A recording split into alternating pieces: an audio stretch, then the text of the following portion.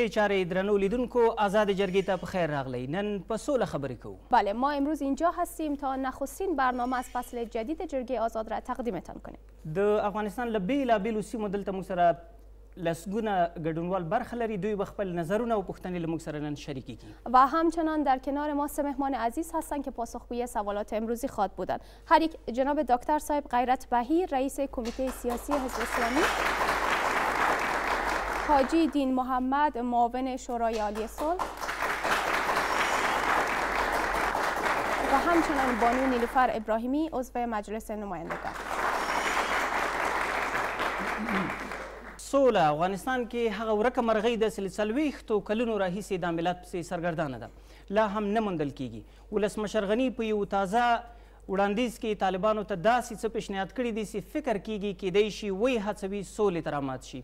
تر دې دمخه تیر کال د حزب اسلامي حکمتیار د افغانستان له حکومت سره سوله وکړله. ویل کیږي په تیرو 15 کلونو کې دا د افغان حکومت تر ټولو مهمه لاسته راوړنه په دغه برخه کې. بله و برنامه امروزی را آغاز میکنیم با سوالات اشتراک کنندگان عزیز ما که در استودیو حضور پیدا کردند. دوستان عزیزی که از ولایت‌های مختلف افغانستان در این برنامه حضور دارند. دوستان عزیز، دوستانی که میخوان سوال داشته باشن لطفا دستای خود را بالا کنن. در ردیف دوم خب من میرم سوالشان را میگیرم. بسیار زیاد خوش آمدید. نامتان، از کدام ولایت و سوالتان؟ زما نوم محمد جلال حقیقت زادران دی د خوست ولایت څخه. زما سوال حاجي صاحب دین محمد ته راجع دی. تاسو څومره باوري یاستئ چې د ولسمشر د ژمنو هغه ژمنې چې ده کړي دي که چیرې طالبانو مثبت ځواب ووایه یعنی تاسو څومره باوري یاستئ چې دغه ژمنه به تاسو پوره کړی شئ؟ بسیار زیاد تشکر. جناب حاجی صاحب دین محمد سوال مربوط شما میشه. ټولو اوریدونکو ته سلام وایم. د زادران صاحب دغه خبرې په ځواب کې زه باید ووایم چې تقریبا د څو میاشتو را په دې خوا یوه سلسله د مشورو شروع شوې وه د سولې په شورا کې چې هغه کې ډېر غټه برخه د علماو د ټول افغانستان نه، د مخالفو د موافق نه، همداسې د قومي مشرانو او بیا د مدني ټولنو، د ښځو د ټولنو، د ځوانانو او د سیاسي مشرانو دوی سره مشورې وسوې او د دوی دا رایه وغوښتل سوه چې یو خو دا ده چې موږ یو برخه کې وایو چې سوله غواړو که نه.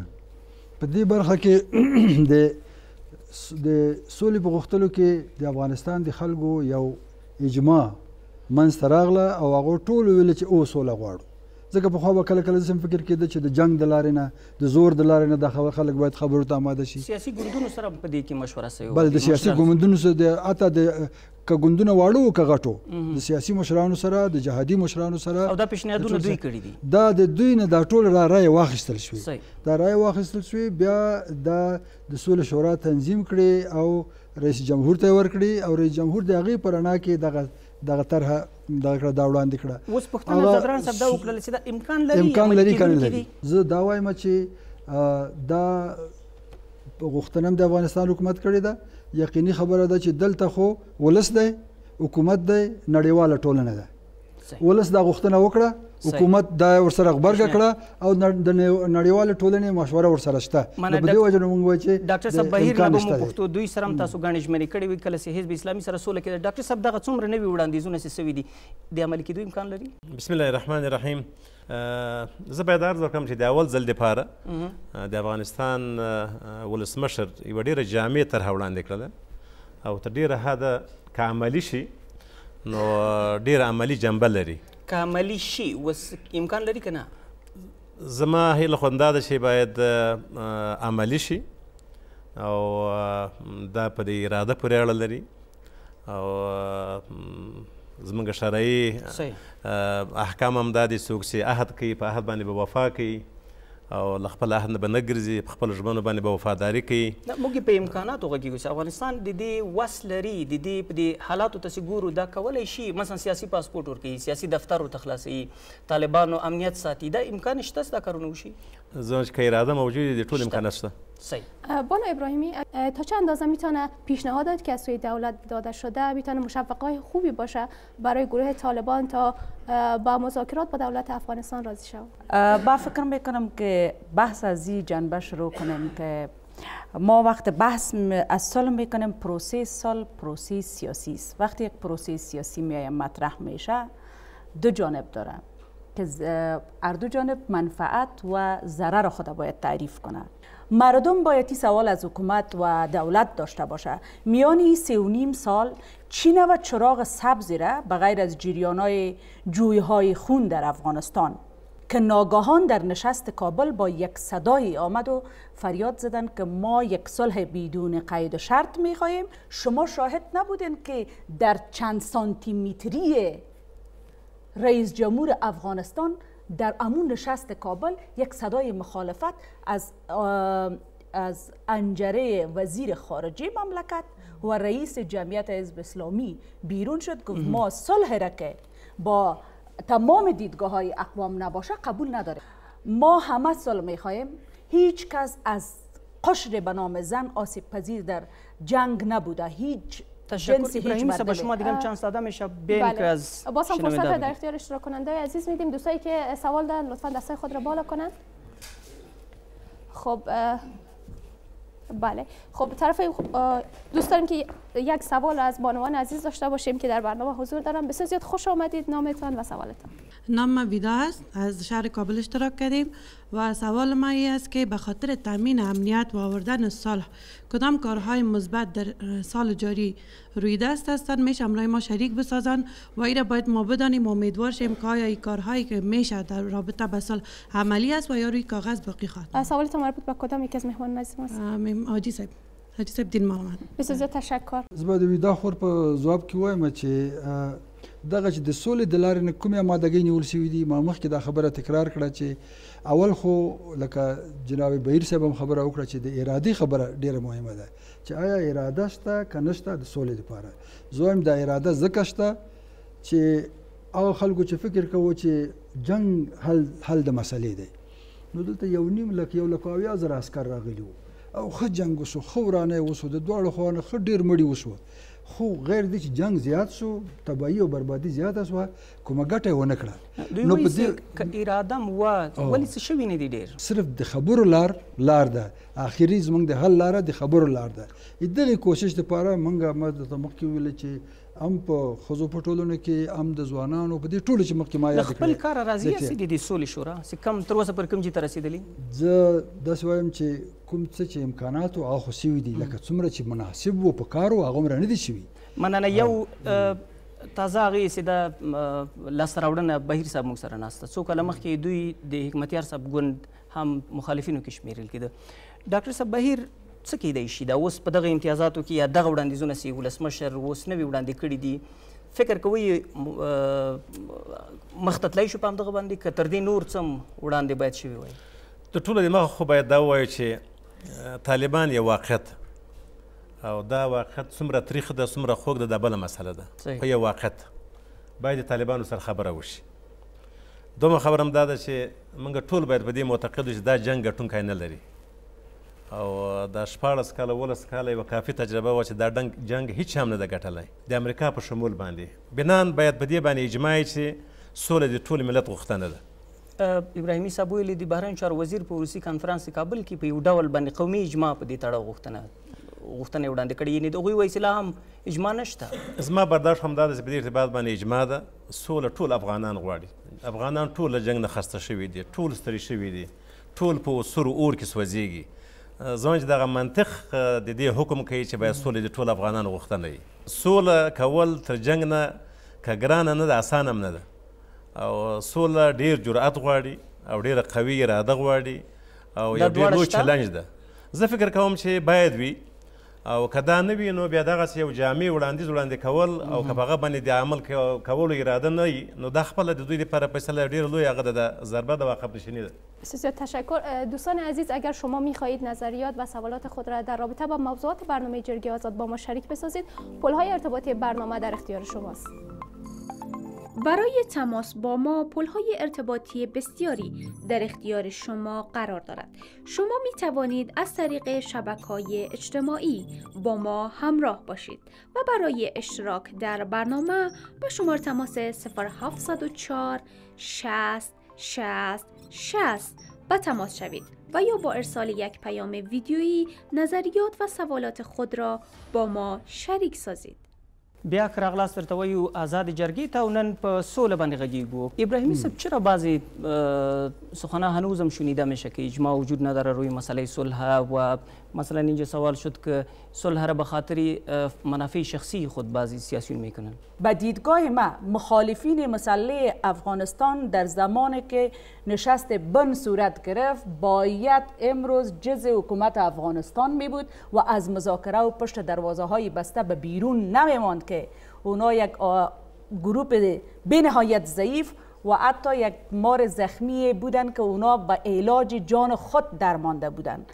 اما امروز ادعای مخالفین مسئله افغانستان است که بعد از 17 سال اینا با 130,000 نفوذ ناتو و با حضور امریکا جنگید، با 300,000 نیروی امنیتی کشور افغانستان جنگید، اونا تبدیل شدن به هیروهای پشت پرده و طرف مقابل حکومت افغانستان. مسئله دیگه است، مسئله دیگه در صلح افغانستان با مخالفینش دو نوع صلح هست. یک صلح حکومت افغانستان با مخالفین مسلحش، یک صلح مخالفین مسلح با امریکاست که نمونه از ما با حزب اسلامی با صلح با حزب اسلامی اینمی نمونه مثال خود به وضاحت میتونیم مطرح کنیم. تا زمانی که حزب اسلامی از فهرست سیاه بیرون نشد موافقتنامه را امضا نکرد.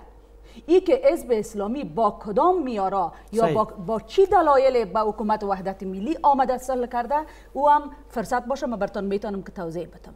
بانو ابراهیمی صحبت ها ادامه داره اما میخوایم باز هم فرصت را به اشتراک کننده عزیز بدیم که در اینجا حضور دارن تا اونها هم خود را سهیم بدانن در بحث. دوستای عزیزی که سوال دارن لطفا دستای خود را بالا کنن. بسیار زیاد خوش آمدید، نامتان و همچنین سوالتون را اگر مطرح کنید. عبدالکریم منتظر هستم و سوال ما است که آیا حکومت افغانستان بدون مداخله امریکا می تواند که با طالبان صلح بکند؟ مهربانی وکړئ صاحب. دا تسلیمي د افغانانو په قاموس کې نشته. افغان بل افغان ته نه تسلیمیږي. نو بنا دې ته باید موږ انتظار ونه کړو چې باید یو طرف مغلوب شي بل غالب شي او بیا به موږ د سولې بهیر مخکې بیایو. دې ته انتظار پکار نه ده چې یو طرف ته بل طرف ته تسلیم شي. ولی فکر میکنید بدون مداخله امریکا آیا دولت افغانستان به تنهایی میتونه که با طالبان مذاکره کنه؟ آیا هم نه؟ به هر صورت فعلا پیشنهادی که آمده، طرحی که آمده از طرف دولت افغانستان است و این فکر میکنم ماضی باید قدردانی شود. تفاوتی که طرح فعلی دولت افغانستان به کوشش های قبلی داره، در کوشش های صلح قبلی پیش‌شرط‌ها وجود داشت. در این طرح پیش‌شرط وجود نداره. یکی مسئله دومی که مسئله ونیو یا مثلا محل مذاکرات بده که همیشه در جای ثالث بده و طبیعی است که مذاکراتی که در جای ثالث صورت میگیره میماندار یا میزبان اثر رسوخ خود هم استعمال میکنه. ویژگی دیگه طرح است که سر یک پکیج، سر یک مثلا یک طرح باید صحبت شود. مسئله مهم دیگه که است که باید این مذاکرات باید ذات الافغانی باشه، افغان اوند، افغان لد باشه. یکی از مثلا رمز موفقیت مذاکرات حزب با دولت افغانستان همی بوده که ما پیش‌شرط نداشتیم، مذاکرات داخل افغانستان صورت گرفت، بین ما حتی وسیط وجود نداشت، مذاکرات مستقیم بین شورای عالی صلح حکومت افغانستان و نمایندگان حزب اسلامی افغانستان وجود داشت. ما فکر میکنم اگر ما به می روند پیش بریم طبیعی است که انشالله سر این کوشش‌های صلح ما نتایج مطلوب مرتب میشه. مننه ډیر زیاته. بهیر صاحب بحث ته به وروسته نور هم دوام ورکوي. تر اوسه کوم بحث کړی هغه دا ده چې د بهرنیانو له مرستې پرته هم په خپله افغانان په خپلو کې سوله سره کولی شي او کوم وړاندیزونه چې اوس نوي رامخته شوي دي ویل کېږي چې دا به وهڅول سي مخالفین د حکومت چې دوی سولې ته رامات شي. بله بحث ما ادامه داره اما بعد از یک وقت کوتاه.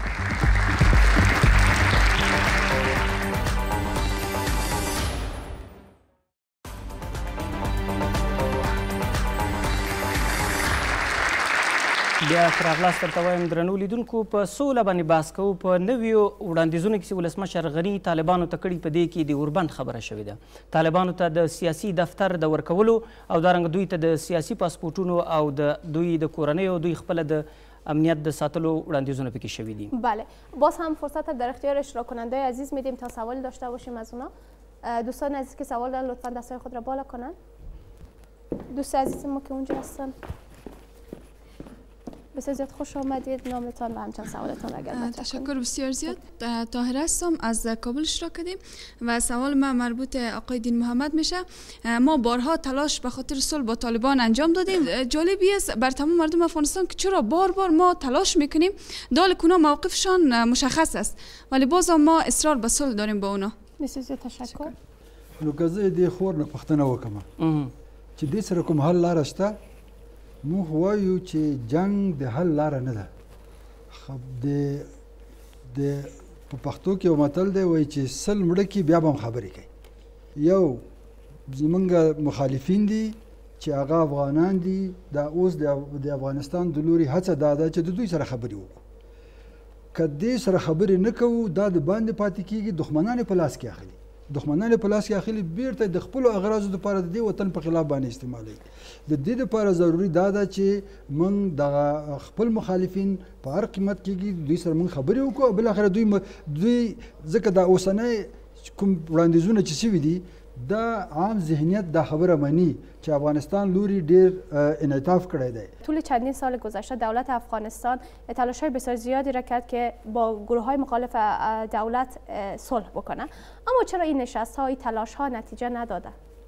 دا چې ولې نتیجه نه ده ورکړې، مخکې مونږ ویلو چې د افغانستان مسله یوازې داخلي نه ده، د کې نړیوال ابعاد هم لري. خو زمونږ کوشش به دا وي چې لکه چې دغه خپله بین الافغاني مذاکراتو ته موقع برابره کړو او بیا موږ په خپلو کې دننه خپلې ګټې او تاوانونه دا سره وسنجوو او نړیوالو نه هم دومره وغواړو چې موږ افغانانو کومه فیصله وکړه تاسو د هغې ملاتړ وکړئ. په تېرو 15 کلو کې طالبانو ویلي موږ امریکا سره خبرې کوو، تاسو په بین الافغاني مذاکراتو ټینګار کوئ، هغوی وایي سیمه زموږ طرف امریکا ده. نو دا خبره خو ښکاره شوه چې بیا امریکا هغو ته ویله چې موږ تاسو سره خبرې نه کوو. لکه دوی چې ویلي چې موږ د افغانستان حکومت سره خبرې نه کوو، نو امریکا ورته ویل چې موږ تاسو سره خبرې نه کوو.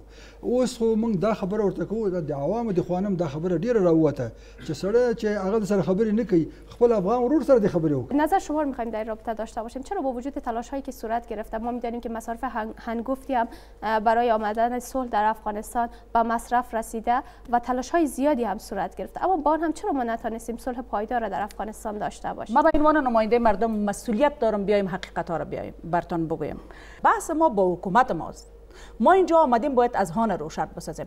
دوستا اول بیاین بگین که در حکومت وحدت ملی در داخل هر غیر از 5 نفر 10 نفر چقدر مردم با حکومت نزدیک است، چقدر فاصله بین حکومت و مرزها بین مردم وجود داره.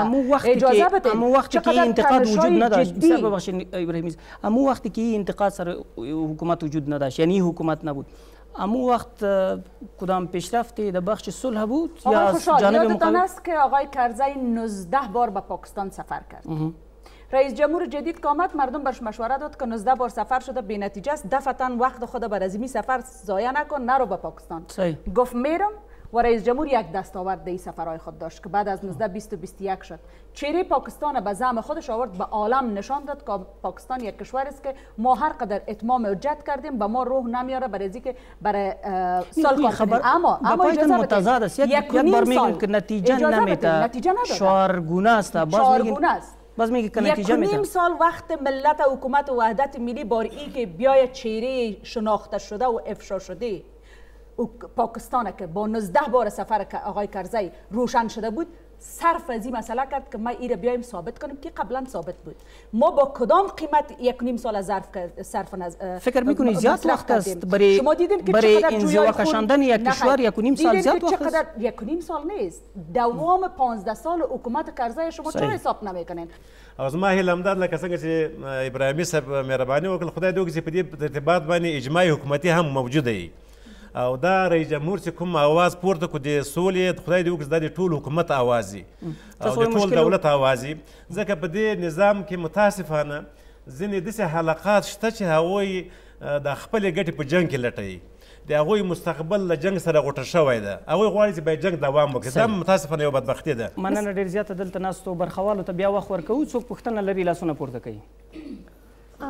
میخوایم که بله میخوایم به قطار اخیر فرصت را بدیم. دوستای عزیزی که در قطار اخیر نشستن و اونها هم سهم داشته باشن بسیار زیاد خوش آمدید. نامتان و همچنین سوالتان را. دکتر اینبل موحد د ننګرهار ولایت میرسدل ولسوالۍ.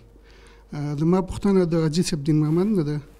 دغه سوله د طالبان سره به ډېره مهمه وي که د ګاونډي هېوادونو سره؟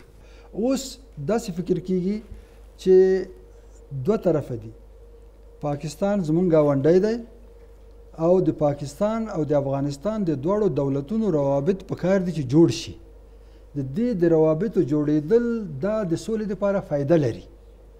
ولې سوله په حقیقت کې موږ به د خپلو افغانانو سره کوو، بین الافغاني مذاکرات د مخې نه ښه.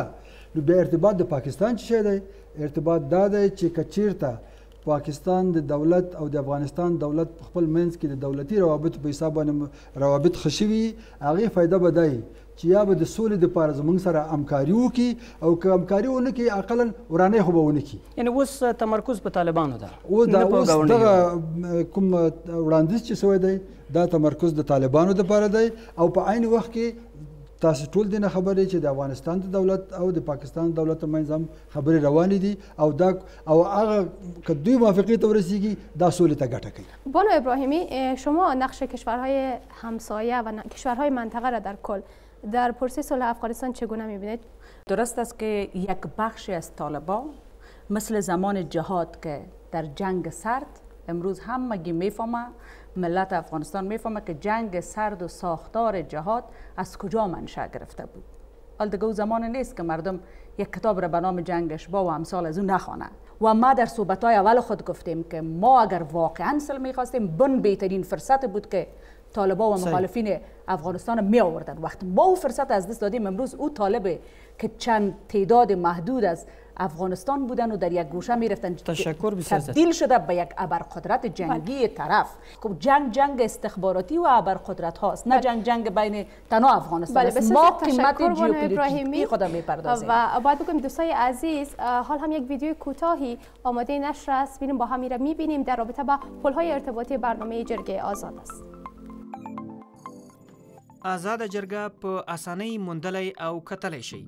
په ټولنیزو رسنیو مو پیدا کړئ او ملتیا مو وکړئ. د آزاد جرګې خپرونې پر یوټیوب هم موندلی او کتلی شئ.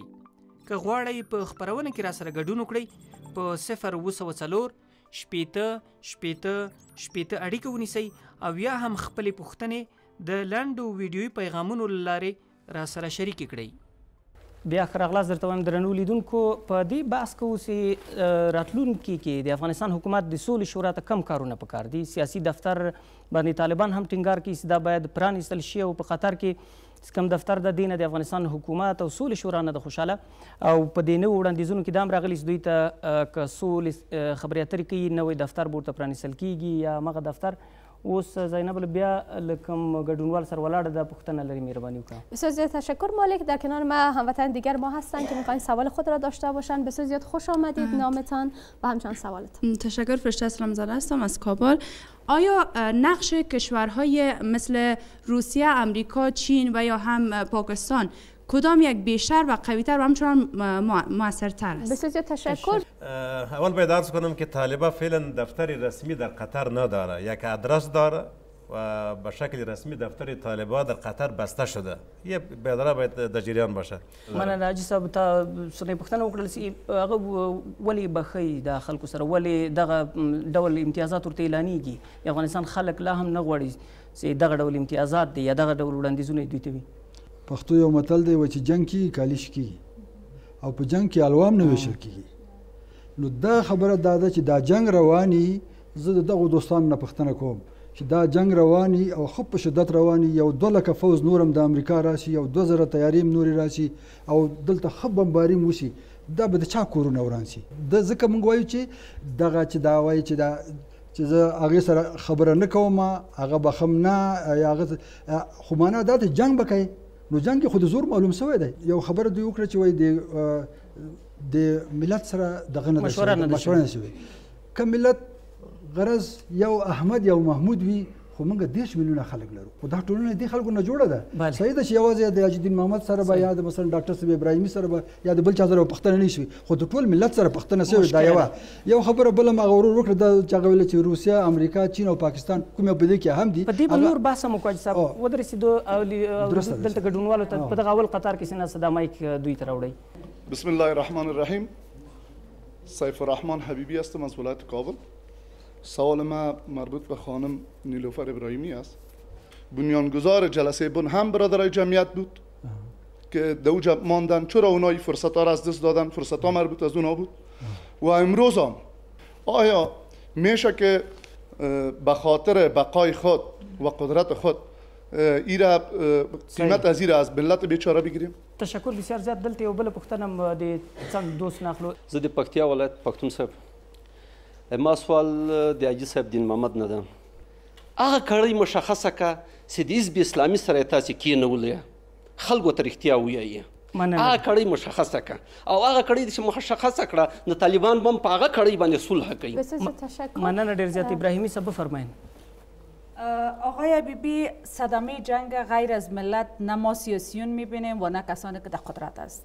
همه ما فامیلای ما تضمین شدگی است، خانواده های ما چیست، ما خود ما را در موترهای زری میگردیم. مشکل مردم است ولی یک مردم هستن که آگاهیشان اینم است که ما ولی مخالفت کی نشان میده؟ اجازه بدین. مخالفت در چی؟ در صلح؟ نه به می پروسه صلح با آغاز پروسه پیشتر شما اشاره کردین که در مردم داخل نیست. اجازه بدین سیاسیون داخل است. به مخاطر اشاره کردم. ما به نمایندگی از حزب جمعیت اسلامی نمیکنم چون که ما یک شخص هستم که سابقیم هیچ ارتباط با احزاب سیاسی و تکدارهای قومی از هر قومی که بوده چه تاجیک ازبک هزاره نبوده و ما یک شخص مستقل و چیزی که هستم سوانه ما رو میتونین بخوانین. یک. دو. سوم به عنوان رئیس جمعیت حزب اسلامی به تایید گپ آقای دین محمد خان که گفتن ما با مردم و سران قوم و چی مصلحت داشتیم، ما میدونم که با 30 میلیون بیچاره که در پامیر و در نورستان و در کنر است کس وارد داخل از این مذاکرات نمیارن. کل مذاکرات در بین 300-400 نفر تکدار است. یعنی به عنوان کسی که دست چند سانتیمتری رئیس جمهور به عنوان رئیس جمعیت ششته بود، همه مردم افغانستان سوال میکنه که رئیس جمعیت موقفش گرفت که ما صلح قومی را نمیخوایم، اجماع ملی میخوایم، همه مردم افغانستان باید دی داخل باشه. این نظر من نبود. هایی که در دولت وجود داره. من سوال از اونها رو ختم کنم. سوم مسئله بن قبل از اینکه سوالا شروع شد من مطرح کردم و اشتباه بن من اینجا مطرح کردم و ذکر کردم. به من مهم نیست که در بن آقای قانونی بود، مارشال فهیم بود و احمد و محمود بود. بر ما اونا مهم نیستن. بر ما مردم هم مهم است. بن یک اشتباه محض بود که امروز قیمتش شما ملت مظلوم میپردازید.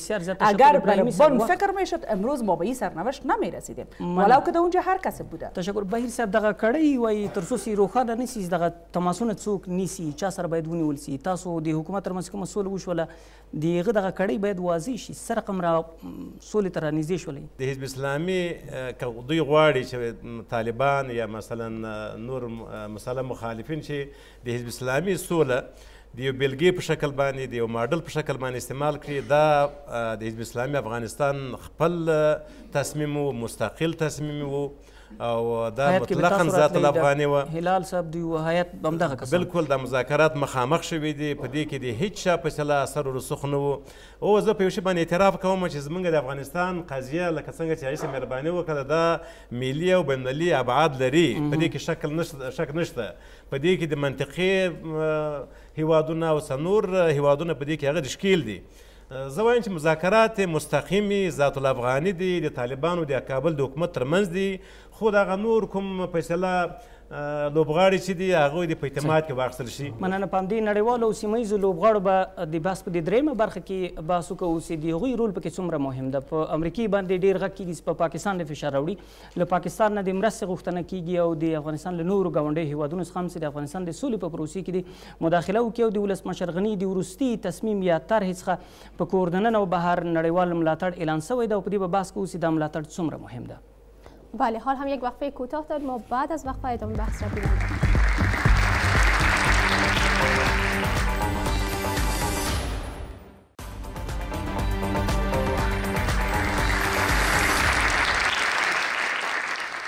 باز هم خوش آمدید. شما بیننده برنامه جرگه آزاد هستید. در برنامه امروزی در رابطه به این صحبت میکنیم که چرا معمای صلح در افغانستان با وجود تلاش هایی که صورت گرفته حل نشده باقی مانده. راځي اوس په دې باندې ډېر بحث وکړو چې د سیمه ییزو او نړیوالو لوبغاړو رول څومره پکې مهم ده. مهرباني وکړئ که پوښتنه لرئ لاسونه مو پورته کوي. دغه خور ته او بیا وروسته به هغه ورور ته ورسو، اول په دې لومړي قطار کې او بیا په دې دویم قطار کې. لوی بخښونکي الله په نامه زما لومړۍ پوښتنه له ښاغلي حاجي صاحب دین محمد څخه ده. زمونږ د چارواکو په منځ کې چې دغه جګړې دي، آیا دغو جګړو سربیره به صلح راشي او که نه؟ او سوال دوم متوجه خانم نیلوفر است. خانم نیلوفر ابراهیمی، شما اشتراک خانم‌ها را در روند صلح چگونه می‌بینید؟ آیا تا حالی که خانم‌ها در این روند اشتراک کردن او به شکل حقیقی بوده یا به شکل سمبولیک؟ هغه د شا دویم قطار کې دوست مم راواخلو، بیا به میلمنو ته ورسو. دمی قطار دویم دوست ما که دست خود بالا کرده. بله بفرمایید، مهربانی. بسم الله الرحمن الرحیم. طارق دانشی هستم از ولایت بدخشان. سوال ما دو جز داره. جز اولش متوجه آیسه بس. جناب آیسه، چرا بعضی از اعضای حکومت وحدت ملی با طرح صلح رئیس جمهور با طالبان مخالفت میکنند؟ دلیل اصلی این مخالفت چی است؟ جز دوم متوجه دکتر نیلوفر ابراهیمی وکیل خودم است. اهداف شوم و کثیف پشت پرده صلح با طالبان چی است؟ به عنوان وکیل مردم این موضوع را هم تو روش پوسکنده بگیم. بسیار زیاد تشکر.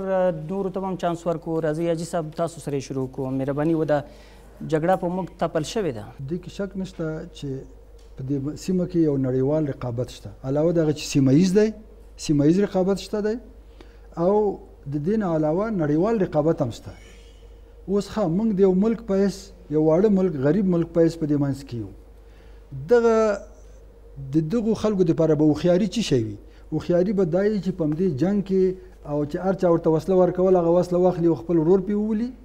که نه هوښیاري به دا وي چې څنګه د دغې جنګ د اور نه د خپل قوم، د خپل ولس یو غاړې ته کړي.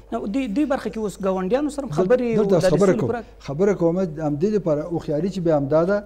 نو ځکه زه وایم چې که پاکستان موږ سره څومره بد کوي، بیا هم د یو ګاونډي په حیث باندې به موږ مجبور یو چې د هغوی سره داسې لاره ونیسو چې هغوی د جنګ نه زموږ نه ایثار شي یا زموږ په کور کې نور راته ورانې ونه کړي. همداسې نړیوال چې دي، که دا امریکا د لوی قوت سره راغلی ده، که دلته روسیې په مقابل کې ولاړ دی، که چین په مقابل کې ولاړ دی، او اوس وخت دی چې د دغه درایت نه کار واخلي، د خپل واړه مخالفتونه پرېږدي او د دغه لوی ګټې دپاره، ملي ګټې دپاره دوی په خپلو منځونو کې او دغه هوښیاري اوس کار واخلي چې څنګه وکړو چې تپل سوي جګړې نه خپل ورونه ځان سره یو ځای کو او همداسې د نړیوال رقابت نه ځان په څنګ کو، بلکې یو مثبت استفاده کولی. بسیار زیاد تشکر. بانو ابراهیمی، می‌خوایم پاسخ شما رو داشته باشه. اینکه در گفتگوهای صلح نقش زنان تا چند اندازه است و تا چند اندازه به زنان فرصت ورود در گفتگوهای صلح داده شده؟ ما از جمله کسایی بودیم که در شورای ملی در مدت 5 سال قانونی ما و 2 سال غیر قانونی ما صدا کشیدیم که تعداد زنان باید زیاد شود و حضور فیزیکیشان زیاد شود در شورای صلح، که خوشبختانه در حکومت وحدت ملی از لحاظ شکلیات ما حضور پررنگ میبینیم که از جمله معاون شورای صلح یکی از معاونینش یک خانم است که ما را به دیده قدر مینگریم. اما چند قبل شما شاهد بودین که معاون شورای صلح خودش به عنوان یک از اعضای شورای صلح گفت که ما در عمق مذاکرات صلح نقش نداریم. ما به عنوان نماینده مردم به شما میگم، ما وقتی این افغانستان واحد میدانیم که ملت شویم، از این جنگا و تنشای قومی و جنگ بالای واژه ها برسیم به یک اجماع ملی.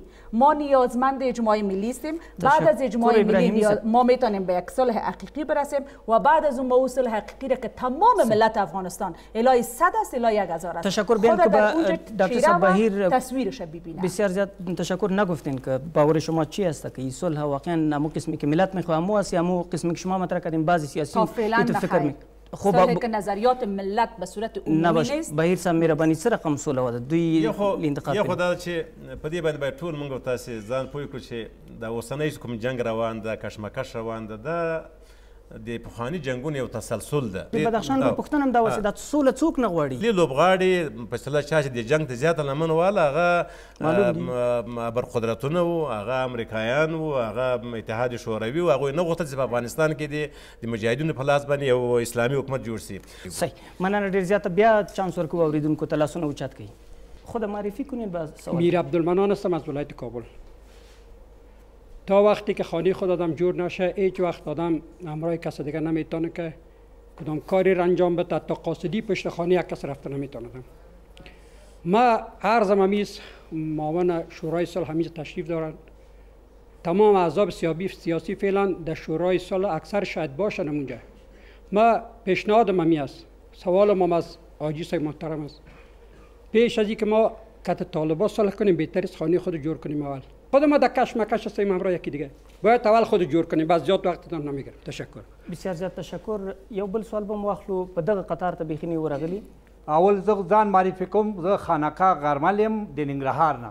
زما سوال دا دی چې ښځو ته باید د سولې په شورا کې او په دغه نوي وړاندیزونو کې چې دی باید برخه ورکړل شي، ځکه هغه رول چې ښځې په سوله کې لري نارینه وي نه زیات لري. زما هدف دا دی چې ښځو ته ونډه نه ده ورکړل شي، ښځو ته باید ونډه ورکړل شي او حقیقي ونډه ورکړل شي، او په دغه وړاندیزونه چې شوي د سولې په خبرو کې دې کې هم شامل شي تر څو وکولی شو چې یو نتیجې ته ورسي. ای صاحب مهرباني اول ته بیا به زه دا په یو مثال کې تا ته وړاندې کوم. دا بله مخکې ورځ د کابل 2مه پروسه وه، په دې کې زما نوم و. یو کس چې دې غونډه د دغه برخه اخیسته، نو په د آخر وخت کې ما ته ټلیفون ونه شو، نو ما د یو خوا نه بل خوا نه پوښتنه وکړه چې ولې دا زه خو په دې دغه کې پروسه کې وم، ما ته ټلیفون ونه شو. ما ته ویلې چې ډاکټر صاحب اشرف غني ستا په ځای باندې یوه ښځه شامله کړه.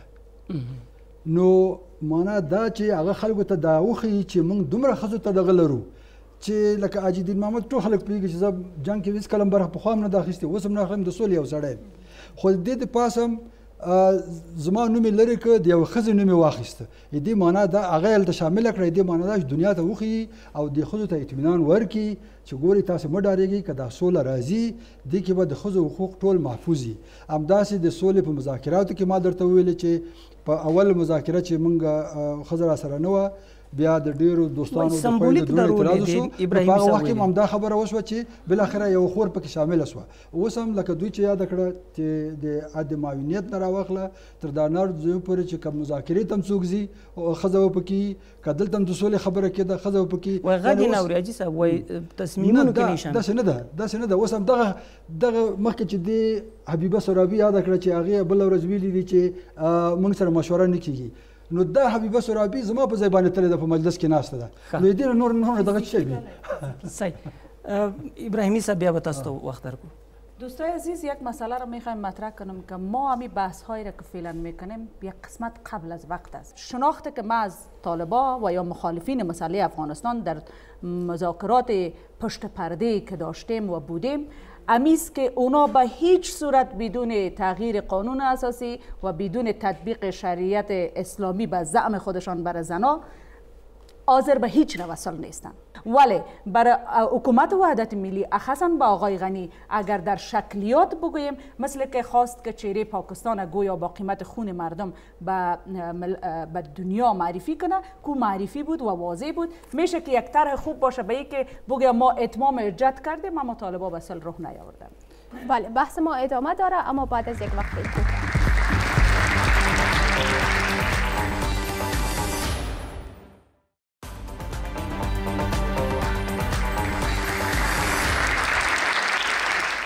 استقرار صلح و آرامش و زندگی در فضای عاری از جنگ آرزوی فرد مردم در افغانستان است. در طول چندین سال گذشته تلاش‌های زیادی از سوی دولت افغانستان صورت گرفته برای اینکه در افغانستان صلح پایدار بیاید و همچنان مصارف هنگفتی هم در این رابطه به مصرف رسیده، اما با آن هم صلح پایدار برای مردم افغانستان هنوز هم مانند یک رویای دست نیافتنی است. چرا؟ پرسشی که ما امروز در برنامه جرگه آزاد می‌خواهیم پاسخش را دریافت کنیم. ډېر زیاته مننه. بهیر صاحب په دې برخه کې راځي، په دې باندې وغږیږو. د نړیوال رښتیا هم څومره ډېر زیات رول لري پکې؟ امریکې ته موږ تمه باید وکړو، پاکستان ته وکړو، روسیې چین ته که نه بین الافغاني مذاکرات لکه څنګه چې ایسر دین محمد وایي. ما دا خبره مخکې وکړله چې راځئ نه ګاونډیو ته انتظار کوو نه برقدرتونو ته انتظار کوو له هغو پرته کیدای شي هغه ځای سودی چې چېرته اور بلیږي دا بالکل ممکنه ده دا زموږ تجربه ده که افغانان وغواړي افغانان د سولې اراده ولري او په اخلاص باندې راوړاندې شي افغانان خپل یو کلچر لري یو دستور لري او مشکلات په خپله باندې حل کړي دي یو تاریخ لري او که موږ انتظار کوو بهرانیان ته زموږ مشکلات راته حل کړي فکر کوم چې دغه بس یو تصور به وي. بله حاجی صاحب دین محمد، همه ما شما میدانیم که در طول چندین سال گذشته شورای عالی صلح به خاطر ناکامی هایی که در آوردن صلح داشته و همچنان مصارف هنگفتی که صورت گرفته مردم افغانستان انتقاد داشتند. چرا هنوز هم وجود ساختار تحت عنوان شورای عالی صلح هنوز هم نیاز هست؟ موضوع صلح افغانستان موضوع یک روزه نیست. یکی اگر شورای صلح با میان آمد معنی این نیست که کل مسائل حل میکنه. چرا پیشتر اینجا برادرها گفتن دوستا گفتن که این یک مسئله بغرنج است. حتی بایر صاحب گفت که سابقه از بسیار پیش داره. اگر امیال می جنگی که امیالی است مثلا اینجا دوستا از موضوع بنیاد کردن. حقیقت است که امو وقت اشتباه شد، امو اشتباه اگر نمیشد و همه اطراف در موضوع بن جمع شدن و هیچ کس هم بیرون نمیماند، در اینجا باز این مشکل تا این حد نمیرسید. دیگه عالم ما میگم که شورای صلح که با میان آمده این گپ هم شاید بسیار درست نباشه که میگن که بسیار مصارف بسیار هنگفت شده.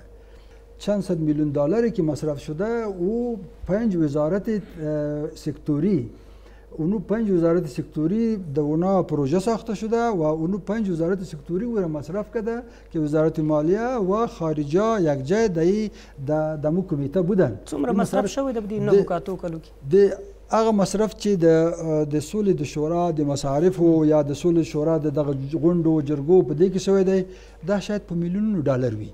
لسګونه تم نه رسیږي بل په میلیونونو ډالر وي. او د ویل کېږي سلګونه میلیون ډالر. نه دا اضافه خبره ده او دغه چې مثلا په پروژو کې لګېدلي دي شاید سلګونه میلیون ډالر په هغه پروژو کې لګېدلي چې هغه وزارت زراعت، وزارت انکشاف دهات دغه وزارتونو هغه مصرف کړي. یو غلط فهمي شوی ده همیش خلک په دغه د خبره د سولې په شورا اړي. خو یو خبره بل هم کوم دلته یو چا ویلي چې کدا حزب اسلامي هم راشي کدا طالبان هم راشي دوی دغه لپاره د انتخاباتو لپاره ځان ته ډله زیاتوي. خو ګوره خو ملت خو همدا دی چې حزب اسلامي هم راشي طالبان هم راشي او دا نور خو تیار دلته دي چې دا ټول دلته یو ځای راغله که انتخابات وکړو که پر لار باندې توافق ته ورسېده نو دا د ملت یو برخه ده. آیا ځینې خلک غواړي چې حزب اسلامي دې هم نه وي طالبان دې هم نه وي خیر څوک دې وي؟ بسیار زیاد تشکر. بانو ابراهیمی فکر میکنم مردم افغانستان تا چه اندازه باید منتظر باشند؟ همانطور که حاجی صاحب دین محمد گفتن که آمدن صلح در افغانستان نیاز به زمان هست و ما به زودی نمیتونیم ایره بخوایم که صلح به زودی به افغانستان بیاد. ما تصویر وحدت ملی افغانستان هم میریم در کوچه مندهی کابل میبینیم که در یک دیگ بخار 5 قوم یک جای دیگ میکنن و میرن سر یک سفره میشینن میخورن. شما وحدت ملی افغانستان از سیاسیون افغانستان نبینین، میبینین که وضعیت افغانستان ما سیاسیون به کدام طرف به خاطر منافع شخصی و گروپی و قومی خود بردیم. بسیار تشکر. همه صلح میخواه صلح با یک تعریف واحد افغانستان شموله که همه ملت افغانستان تصویر خود در اوج ببینه. بسیار تشکر ابراهیمی صاحب. سوال را باز میگیریم. دستا بسیار زیاد بالا شده. سوال ما جناب حاجی صاحب دین محمد معاون صاحب شورای صلحی است که کدام راههای حل ما شما لست کنیم تا به صلح پایدار برسیم؟ تشکر بسیار زیات. هغه بل دوستم ډیر زیات لاس جګی دیغه بم واخلو بیا باجی صاحب دین محمد ورسو دغه دویم قطار کې ناس مهرباني وکړه. بسم الله الرحمن الرحیم. جواد اخلاقی هستم، از کابل اشتراک کردم. سوال ما از حاجی صاحب دین محمد بود. سوال اولی ما یک سوال کنین که وقت بیخی ختم است. نه سوال بسیار کوتاه است. شورای عالی صلح با پیش از اینکه با طالبان بره داخل مذاکره صلح شود بیا داخل سیاست کسایی که داخل دولت است بین رئیس جمهور و معاونش، بین رئیس جمهور رئیس اجرایه، بین رئیس اجرایه معاونینش، بین رئیس جمهور و معاونین ریاست اجرا، بین رئیس جمهور و وزیرایش باید صلح کنه. تشکر بسیار زیات. حاجی صاحب مهرباني وکړه دوه پوښتنې اول وای حل لارې او دویم خپلو کې وای نه سره جوړ من د خپل تیت پرک خپل ورونه خپل د کورنۍ خلک دا سره راټول کو او بیا د خپل پرمختګ او د خپل نور کارو لپاره مخکې لاړ شو. ځکه اوس که طالبان هم تاسې وایي ګوره دا خو پردي خلک نه دي، دلته یو ورور یو خبره وکړه شاید دا اشتباه وي چې اول خپلو کې خپل ځان سره صحیح جوړ کړئ بیا طالبانو سره خبره وکړئ. نه طالبان موږ طالبان ځان نه جدا ګڼلي وو لکه دوی چې وویلې چې د بن په کنفرانس کې هغوی راونه غوښتل، نور طرفونه هم راونه غوښتل. نتیجه دا شوه چې جنګ روان دی، پسې روان به انتقامګیري په انتقامګیري دی خو ګوره فایده ونه کړه. نو د دې دپاره دواړه کاره به کېږي، هم به دا کار کېږي، دا کوشش به کېږي چې د خپل منځ دغه اختلافات څومره حل کېدی شي او یو مشترک غږ د سولې دپاره د افغانستان د خوا نه ووځي. بهیر صاحب مهرباني وروستۍ برخه ده څه غواړئ وړاندې کړئ؟ تجربې دا ثابته کړې ده چې ائتلافي حکومتونه ناکامي ته په افغانستان کې کله هم بریا ته نه دي رسېدلې. کاش کې د اوسنی حکومت یو ائتلافي حکومت نه وای او یو موټر او دوه ډریوره دا بالکل عملي نه ده. زمونږ پیشنهاد هم دا و چې یعنی یوه ستونزه سولې برخه کې توی دا ده، یو مشکل هم دا ده چې د ترکیب باندې زمونږ جدي ملاحظه ده او په دې حکومتي ترکیب باندې دوی په منځ کې تفاهم نشته. زمونږ وړاندیز هم دا و چې خیر دغه ډریوران د دواړه د په فرنټ سیټ کې کښېني، په اول سیټ کې خو جلب د دیوه په لاس کې. نو یو حال شاید همدغه وای. دوم حال هم دا ده چې راځئ اوس د انتخاباتو هغه را روانه ده، فیصله راتلونکي انتخابات د دې انتخاباتو نه موږ د بحران د حل لپاره یوه وسیله جوړه کړو. چون فرصت بسیار کم مانده، در اخیر میخوایم نظر بانو ابراهیمی رو داشته باشیم در رابطه با اینکه چطور میتونیم صلح دائمی رو در افغانستان بیاریم و دورنمای صلح را چگونه میبینید؟ من به تایید یا اضافه کردن صحبت‌های بهیر صاحب میگم که نه تنها که یک موتر دو درایور یک حکومت که عدم مشروعیت داره فعلا از سر تا آخر کج است، از پارلمان گرفته تا تاریخ خودش که بعد از 2 سال که توافقنامه را اینا نتونستن که تطبیق کړن در حقیقت غیر مشروع است. ډیره زیاته مننه. سوله ډیره اوږده پروسه ده او لکه څنګه چې بهیر صاحب د خپرونې په جریان کې ویلي چې جګړې اسانه هم نه ده سوله. موږ بحث پرې وکړو په سوله باندې او دا هیله ده د افغانستان له ولس سره چې کیدای شي دغه نوې طرحه چې ولسمشر د کابل په بهیر کنفرانس کې وړاندې کړه کیدای شي دا وهڅول سي مخالفین چې په دې باندې سوله وکړي او یا سولې ته رامات شي او د افغانستان حکومت هم ورسره یو لړ ژمنې کړي دي چې که دوی سولې ته حاضر شول نو سیاسي دفتر د تور لیست څخه د دوی د نومونو لرې کول، دارنګه د دوی د کورنیو د دوی د غړو د امنیت ساتلو په ګډون ګڼ نور داسې مسایل دي چې کیدای شي د افغانستان حکومت ورته وړاندې کړي. بله، به لحظات اخیر برنامه امروزی جرگه آزاد رسیدیم. جا داره که تشکری کنیم از سه مهمان عزیز ما که در برنامه حضور پیدا کردن. هر یکی جناب دکتر صاحب غیرت بهیر رئیس کمیته سیاسی حزب اسلامی و همچنان جناب حاجی دین محمد معاون شورای عالی صلح و همچنان بانو نیلوفر ابراهیمی عضو مجلس نمایندگان. بسیار زیاد تشکر. او له تاسو ټولو راغلو ګډونوالو څخه هم ډېره زیاته مننه چې په نننۍ جرګه کې مو موږ سره برخه درلودله او مجبور یو تاسو سره خدای پاماني وکړو نو په مخه مو ښه سه. بله، و همچنان معذرت خواهی از دوستان عزیز که نتونستیم سوالشان را بگیم چون فرصت بسیار کم بود و دوستان عزیز فراموش نکنید که پل‌های ارتباطی برنامه جرگه آزاد همچنان در اختیار شماست. اگر شما که نمیتونید در برنامه اشتراک کنید، شبکه‌های اجتماعی در دسترس شماست. شما میتونید به صفحه فیسبوک، توییتر و یا هم اینستاگرام برنامه جرگه آزاد سری بزنید و از اون طریق نظریات و سوالات خود را با ما شریک بسازید.